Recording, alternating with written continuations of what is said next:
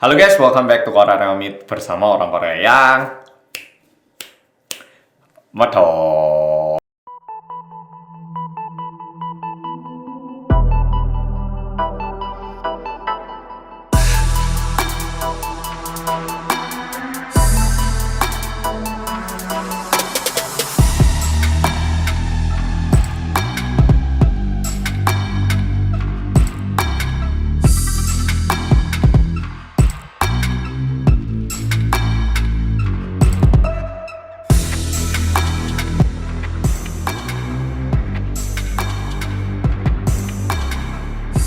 Oke, Polo, sebelum menceritakan cerita ke-6 dari seri Detektif Reomit season pertama ini, nah, kali ini kayaknya aku perlu ditemani. Jadi, aku udah nyiapkan minuman air kelapa hydro coco ini biar nanti waktu cerita nggak sertip. Jadi, oke, langsung kita mulai. Kali ini aku mau menceritakan salah satu pembunuh berantai yang juga sangat terkenal di Korea tentunya, yang bernama Kim Dae-do. Jujur kalau dilihat sekarang namanya aja udah gak nama-nama zaman dulu ini, nama-nama dulu udah jarang banget nama orang Korea Kim Dae-do gini. Pokoknya Kim Dae-do yang bakal kita bahas hari ini. Nah, Kim Dae-do ini orangnya kelahiran 11 Oktober tahun 1949. Jadi bisa tergolong sangat tua dibandingkan pembunuh-pembunuh berantai lain yang tak ceritakan di season pertama ini. Dan uniknya berbeda sama kasus-kasus sebelumnya, ini orang dia itu sudah mati karena menerima hukuman mati pada tanggal 28 Desember tahun 1976. Jadi waktu Kim Dae-do tertangkap ini masih masa-masanya adanya dan juga dilakukannya hukuman mati. Sekarang di Korea hukuman mati ada, tapi meskipun kena masih cuma di penjara seumur hidup, nggak dieksekusi. Meskipun kejadian ini terkesan kayak udah terjadi puluhan tahun yang lalu, sebenarnya Kim Dae-do ini membunuh cukup banyak orang. Yang ini membunuh mencapai hingga 17 orang. Ditambah lagi memperkosa 3 orang dan juga melakukan maling berulang kali. Tapi ya nanti bakal tahu. Dia ini agak bodoh kalau menurutku. Seperti yang udah aku sampaikan tadi, dia ini lahir pada tanggal 11 Oktober tahun 1949 di daerah yang lumayan desa ya, tapi waktu itu semua ya masih desa ya, Korea juga belum maju kayak sekarang. Dia ini lahir sebagai anak pertama di Provinsi Jeolla Selatan, lebih tepatnya di Kabupaten Yeongnam ya, di kabupaten. Nah, karena Kim Dae-do ini merupakan anak pertama, jujur papanya itu berharap, yang bekerja sebagai petani ini berharap semoga anakku itu bisa belajar dengan baik, bisa menimba ilmu, nantinya bisa lebih sukses dari aku. Jadi papanya ini memiliki harapan yang cukup tinggi kepada Kim Dae-do agar bisa menjadi orang yang lebih baik daripada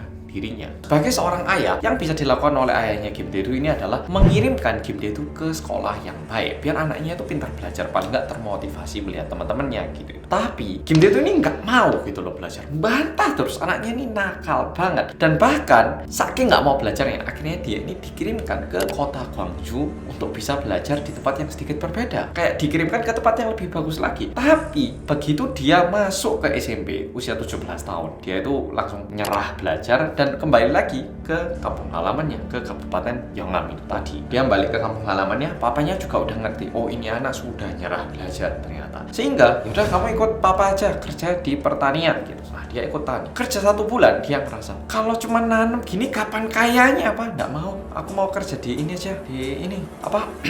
Sih, tak minum sih. Produk mulai seret ya. Saya minum dulu sebentar. Oke, jadi tak minum air kelapa dulu biar nggak seret. Kayak bunyinya kelapa sungguhan waktu digerakkan gini. Air kelapa ini ternyata kaya nutrisi sehingga imun tubuh jadi lebih terjaga. Nah, jadi badan nggak gampang drop karena sibuk rek. Seger. Oh, enak kok. Rasa air kelapanya itu kayak rasa seger alami banget gitu. Enak itu, sungguh. Dan ini tak lihat-lihat kemasannya juga praktis ini ya, bisa diminum kapan saja dan di mana saja ini. Jadi nggak seret-seret. Oke, sudah masuk nutrisinya, lanjut cerita.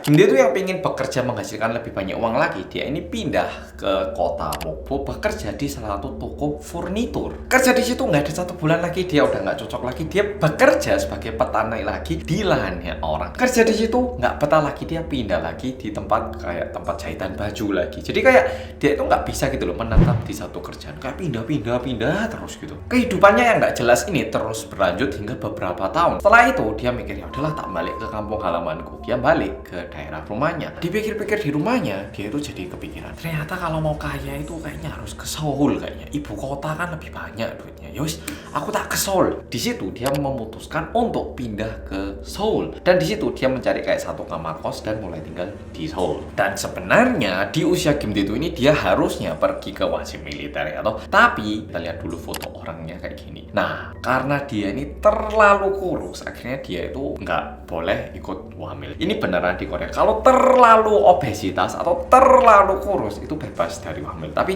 sangat ekstrim. Kalau sekarang lebih ekstrim lagi dari dulu. Kalau kayak dulu itu setahu misalnya BMI di bawah sekian itu enggak ya. Sekarang itu bener-bener kayak segini. Kalau misalnya terlalu gemuk banget baru enggak. Kalau gemuknya masih gemuk yang parah dikit itu masih masuk hamil. Jadi sekarang udah susah banget menghindari hamil dengan berat badan, tapi bisanya bisa. Jadi dia nggak hamil dengan alasan itu. Dia mulai tinggal di Seoul, tapi ternyata dia hidup di Seoul ini nggak mudah. Dia itu kesenggol orang itu nggak terima. Akhirnya dia ini pernah berantem sama orang dan diakibatkan itu dia ini memiliki rekor kriminal melakukan kekerasan kepada orang lain alias pernah mukul gitu loh, sebanyak 2 kali malahan, bukan cuma sekali, 2 kali. Di situ dia mikir, aku nyoba belajar nggak cocok sama aku nyari uang di kampung halaman nggak cukup nih, aku kerja ini juga nggak cocok. Udah ke Seoul mau nyari kerja, ternyata malah ketemu orang yang bikin aku marah, terus karena itu malah ada kriminal. Aduh ya apa ya, dia mikir, tapi dia mikir kayaknya kalau ada uang dikit bisa deh aku kayak entah mulai bisnis atau gimana. Nah, dia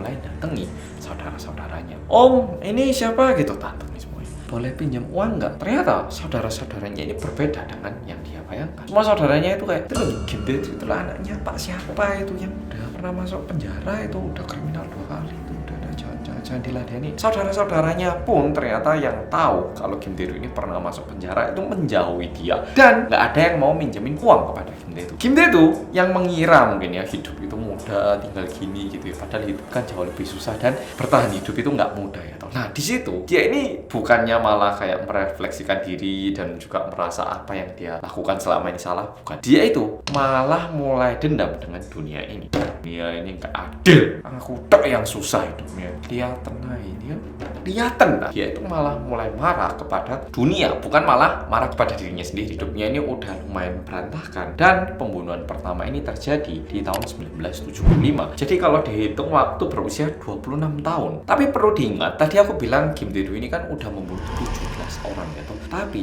17 orang ini dibunuh hanya dalam waktu 55 hari. Jadi mulai tanggal 12 Agustus dia ini beraksi, pada tanggal 8 Oktober semua kejadiannya itu selesai. Tapi dalam waktu itu dia membunuh sebanyak 17 orang di antara periode itu. Dan jujur karena korban yang dia bunuh itu ya biasanya mukanya itu bener-bener hancur. Pada awalnya sempat ada juga perkiraan kalau ini perlakuannya hewan liar, karena kayak yang dirusak itu mukanya gitu loh. Biasanya kan kalau manusia bunuh manusia kan ya paling ditusuk atau gimana. Ini mukanya yang dirusak. Kejadian pertama tanggal 13 Agustus. Pada tanggal 13 Agustus dia ini pertamanya merencanakan untuk mencuri dari rumah pasangan yang udah tua. Jadi kayak kakek nenek gitu tinggal di rumah. Menargetkan rumah yang ditinggali oleh seorang kakek dan seorang nenek, pasangan tua. Lebih mudah. Kalau pasangan muda kan ya harus berantem, apalagi dia kurus. Kalau pasangan tua kan dia masih bisa gitu loh. Dia ini masuk ke dalam rumah itu pelan-pelan, tapi ternyata pasangan yang tidur itu kaget sehingga yang laki-laki ini berusaha melarikan diri dan itu dikejar Kim Dae-do dan dibunuh. Sedangkan istrinya yang terbangun telat itu dipukul hingga pingsan. Dan berkat kelakuan pertamanya ini dia mendapatkan satu lampu senter. Padahal di dalam rumah itu sebenarnya ada uang, tapi karena bodohnya dia nggak tahu uangnya di mana. Yang dia curi adalah senter. Kejadian berikutnya pada tanggal 19 Agustus. Kali ini dia mendatangi satu toko kecil. Nah ini udah toko kecil kayak ruko gitu ya. Pasangan tua yang tinggal, udah gitu bisnis mereka di situ. Dan kebetulan ada satu cucunya yang berusia 7 tahun yang juga tinggal di situ. Kim Dae-do masuk ke sana dan membunuh kedua pasangan tua plus cucunya yang berusia 7 tahun, 3 orang. Dan setelah itu yang dia curi apa? Dia cuma memakan makanan ataupun jajanan yang ada di situ tanpa membayar. Kalau dibilang tujuannya untuk mencari uang itu nggak jelas dan sangatlah bodoh gitu loh. Berikutnya pada tanggal 7 September. Berbeda dengan 2 kasus sebelumnya. Waktu itu dia ini lagi numpang di rumah saudaranya. Udah gitu, waktu numpang di rumah saudaranya, dia itu jadi tahu kalau ada satu laki-laki tua berusia 60 tahun itu tinggal sendiri. Ditargetkan dan dibunuh. Selesai kayak gitu. Kejadian berikutnya pada tanggal 25 September. Mulai kasus yang kali ini, dia ini mulai menargetkan rumah yang kayak cuman ada sendiri. Jadi kalau rumah-rumah biasa yang kita tahu kan ada tangga-tangganya. Tapi kan kalau misalnya kita ke daerah-daerah yang agak sedikit jarang orang kan ada rumah di sini terus kosong rumah lagi. Mulai tanggal 25 September ini dia menargetkan rumah-rumah seperti itu yang nggak padat perumahannya. Yang berada di dalam rumah itu adalah seorang nenek berusia 71 tahun plus putrinya berusia 40 tahun dan juga 3 cucunya. Ada yang berusia 11 tahun, 7 tahun, dan 5 tahun. Semuanya 5 orang ini dibunuh. Dan jangan kaget, cucunya yang berusia 11 tahun itu anak perempuan itu digantung di pohon yang ada depan rumah dan terlihat Kim Dae-doo itu berusaha memperkosa anak ini. Sedangkan 4 korban lainnya dihancurkan mukanya sampai susah dikenali. Kejadian berikutnya pada tanggal 27 September. Kali ini dia membunuh 3 orang, yaitu pasangan suami istri yang berusia 20 sekian tahun dan juga anaknya yang masih berusia 3 tahun. Dan setelah itu, di rumah itu kebetulan lagi ada mertua dari pihak istri. Jadi mamanya si istri sama neneknya si istri juga ada di rumah itu. Yang 2 orang ini nggak dibunuh, tapi dipukuli hingga mengalami cedera yang lumayan parah. Nggak lama setelah itu, tanggal 2 Oktober sekarang. Kali ini, pasangan yang berusia 30 tahunan, suaminya berusia 38, istrinya berusia 37 tahun. Yang si cowok ini dibunuh menggunakan pisau, ditusuk-tusuk pokoknya sampai meninggal. Sedangkan yang perempuan ini ditelanjangi, lalu dibawa jalan hingga ke tengah gunung, lalu baru dibunuh di tengah gunung. Kejadian berikutnya pada tanggal 3 Oktober, keesokan harinya. Dia berusaha memperkosa perempuan yang bekerja di tempat golf alias caddy yang berusia 21 tahun. Tapi untungnya, kebetulan waktu itu ada satu mobil lewat. Nah, perempuan yang mau diperkosa ini berteriak. Nah, Kim Dae-doo yang takut tertangkap, dia akhirnya melarikan diri. Jadi, nggak berhasil, tapi hampir banget. Namun yang perempuan mengalami sedikit cedera. Nah, setelah itu kejadian terakhir pada tanggal 7 Oktober. Dekat di daerah tempat tinggalku sini, daerah Seoul juga. Pembunuhannya ini terjadi karena waktu itu dia ini lagi nyari orang yang bisa diajak bersama, tapi ternyata dia ditipu sama orang ini. Akhirnya karena marah, orangnya ini dia bunuh. Jadi bagaimana dia ketangkapnya? Ini berhubungan sama kasus terakhir. Yang terjadi adalah waktu itu dia itu pengen nyari kayak orang tambahan biar bisa melakukan aksinya lebih lagi. Dan kebetulan dia ini bertemu sama satu cowok muda yang baru juga keluar dari penjara. Mungkin dia ngerasa kamu sama aku nasibnya sama, jadi kamu harus ngikut aku, tak bantu kamu, mungkin kayak gitu. Udah bilang, udah kayak wah salaman, oke kita mulai hari ini saudara, oke udah bilang gitu. Ternyata cowok ini nyuri barangnya Kim Dae-doo. Jadi baru bilang oke friendship, ternyata barangnya dicuri sama cowok ini yang barusan keluar dari penjara. Kim Dae-doo yang marahnya setengah mati kayak wah ini anak barusan diajak jadi temenku, ternyata aku ditipu sama ini orang. Langsung dia bunuh menggunakan pisau. Kan pastinya kalau dibunuh darahnya bercucuran ya toh. Kim Dae-doo ini celana miliknya ini mungkin celananya bagus atau gimana, dia lepas dan dia gunakan. Nah setelah gitu, kalau biasanya kita melakukan kesalahan atau gimana kan pasti pingin kita tutupi, pingin kita rahasiakan biar orang lain nggak tahu. Nggak tahu Kim Dae-doo ini mikir apa, dia itu malah bawa celana ini ke tempat cleaning service, ke tempat laundry loh. Pak, titip laundry ini ya, darahnya masih di celana itu, masih di mana-mana. Bercak-bercak darahnya itu ya ada di celananya itu. Tapi ya dititipkan aja. Yang punya laundry nerima celananya kayak ini kok ada darahnya, kenapa ini? Orang laundry pun pasti kaget, nggak biasa ya tuh dititipi baju yang berdarah. Kalau darahnya dikit mungkin bisa dibilang ini tangan saya kegores atau oh kerjaan saya memang di toko daging ya. Tapi kalau darahnya udah banyak banget, pasti agak mencurigakan sehingga orang laundrynya kayak agak mempertanyakan. Kim Dae-doo ini bilang, oh itu darahnya mimisan saya. Mimisan kan nggak masuk akal ya tuh, masuk mimisan sampai celana jeans itu basah semua. Ya bisa lah kalau misalnya ada satu garis darah mungkin sebatas gini mimisan. Sehingga setelah Kim Dae-doo menitipkan celananya, yang punya tempat laundry ini dia ini nelpon ke polisi. Pak, ini ada orang agak mencurigakan Pak, nitipkan celana tapi katanya karena mimisan tapi darahnya banyak ini Pak. Gimana ini Pak? Polisi datang, polisi pun yang lihat, duh seberapa sih darahnya kok banyak, kaget. Akhirnya polisinya ini mendatangi Kim Dae-doo dan tanya, Selamat siang, saya kepolisian. Bagaimana? Mohon dijelaskan, ini kok darahnya ada di celana sebanyak ini, kenapa? Kim Tae-do bilang, oh itu saya mimisan pak, saya habis ini dipukuli preman-preman daerah sana lah pak. Iya tuh, saya sampai mimisan kayak gini, kasihan toh pak saya gitu. Pak polisinya bilang, gitu, yuk ikut, tak ajak ketemu premannya. Kamu sama aku, kita ke preman itu, kita langsung tanya, oke, cross check, tanyain premannya. Benar kamu mukulin ini anak sampai kayak gini? Preman, enggak pak, kita enggak main pukul-pukul itu. Siapa kamu? Oh, kita enggak pernah ketemu. Kim Tae itu akhirnya ketahuan kalau dia bohong itu. Di situ polisi yang merasa sedikit aneh, dia itu ngajak Kim Tae itu untuk pergi makan Chinese food, dikasih makan banyak, dikasih minuman yang enak gitu. Nenek kamu ini kenapa? Kok ada darah ini loh, kenapa? Diberitahu dong.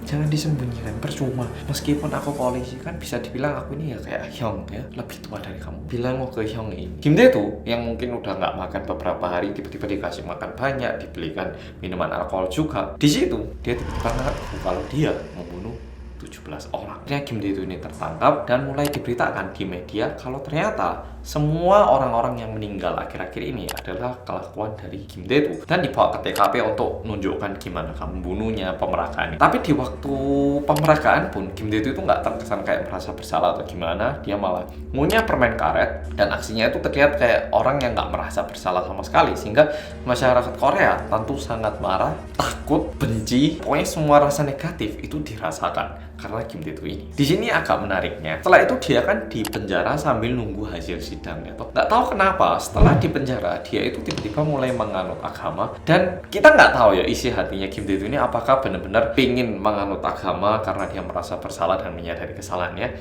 atau dia ini berpura-pura biar bisa mengalami keringanan dalam hukuman. Kita nggak ada yang tahu. Tapi terkesan dari orang ini ya, katanya orang yang melihat Kim Tae di dalam penjara, terkesan kalau dia itu benar-benar jadi kayak agak sadar. Pada akhirnya dia ini menerima sidang hukuman mati.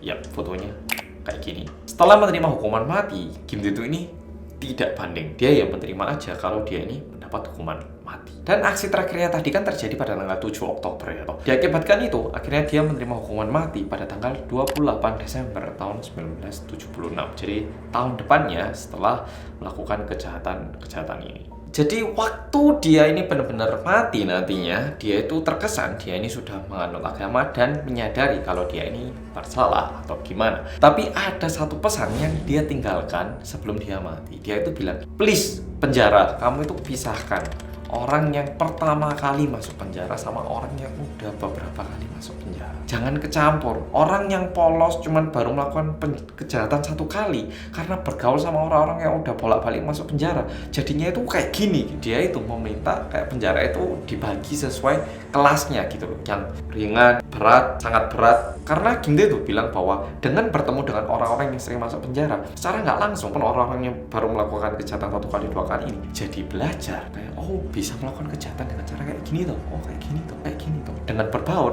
tentu kayak juga ternodai. Jadi seperti itu. Jadi meskipun kejadiannya ini udah terjadi puluhan tahun yang lalu, paling nggak endingnya itu kayaknya seger banget karena dia ini mendapatkan hukuman mati, tapi dia juga kayak apa, terlihat kalau dia ini menyadari dan mencari pengampunan dari Tuhan. Bukan berarti pembunuhan 17 kalinya itu bisa dimaafkan semudah itu, enggak. Tentunya dia pasti akan menerima hukuman yang pantas dengan tindakan yang dia lakukan di bumi ini. Tapi yap, cerita kali ini sampai di sini. Makasih sudah nonton dan sampai jumpa di video